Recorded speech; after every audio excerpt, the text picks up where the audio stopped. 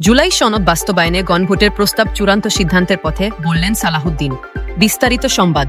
জাতীয় ঐকমত্য কমিশনের আলোচনায় অংশ নেওয়া রাজনৈতিক দলগুলো জুলাই জাতীয় সনদ বাস্তবায়ন নিয়ে চূড়ান্ত সিদ্ধান্তের দিকে অগ্রসর হয়েছে বলে জানিয়েছেন বিএনপির স্থায়ী কমিটির সদস্য সালাহুদ্দিন আহমদ।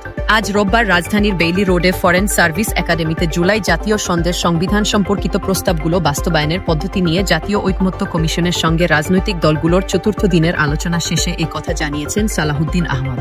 জুলাই সনদ নিয়ে সাংবাদিকদের প্রশ্নের জবাবে সালাহুদ্দিন আহমদ বলেন, বাস্তবায়নের প্রক্রিয়া নিয়ে একটা ফাইনাল স্টেজে চূড়ান্ত ধাপে আমরা আছি। মোটা দাগে চূড়ান্ত সিদ্ধান্তের দিকে মনে হয় আমরা এগোতে পেরেছি।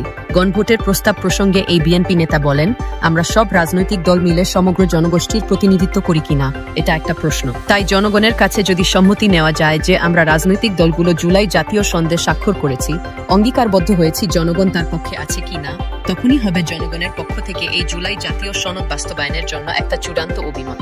গণভোটের জন্য সংবিধান সংশোধনের প্রয়োজন নেই বলে উল্লেখ করেন সালাহুদ্দিন আহমদ। তিনি বলেন, রেফারেন্ডামের গণভোট যে আর্টিকেল 142 ফ্যাসিস্ট আওয়ামী লীগ সরকার উড়িয়ে দিয়েছিল, সেটা হাইকোর্টের রায়ের মধ্য দিয়ে রিইনস্টেট পুনঃপ্রতিষ্ঠিত হয়েছে। এখন সংবিধানের আর কোথাও রেফারেন্ডাম করা যাবে না এমন কোনো বিধান নেই। সুতরাং একটা অর্ডিন্যান্স জারি করে নির্বাচন কমিশনকে এখতিয়ার দেওয়া যেতে পারে একই দিনে সংসদ নির্বাচনের পাশাপাশি আলাদা ব্যালটে রেফারেন্ডাম গণভোট করার জন্য। সালাহুদ্দিন আহমদ বলেন, রেফারেন্ডামের গণভোট মাধ্যমে যে জনরায় আসবে সেটা সার্বভৌম ক্ষমতার একটা রায়, সুতরাং সব সংসদ সদস্য সেটা মানতে বাধ্য হবেন।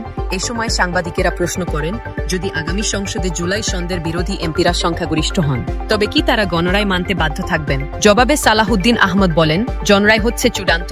যখন যে পক্ষে বলবে তখন সেই সংসদ ও সংসদ সদস্যরা সেটা মানতে বাধ্য। বৈঠকে জুলাই সনদের বিভিন্ন ধারার উপর নোট অব ডিসেন্ট থাকা নিয়ে সাংবাদিকেরা প্রশ্ন করলে সালাহুদ্দিন আহমেদ বলেন, জুলাই সনদ প্রণীত হবে, স্বাক্ষরিত হবে।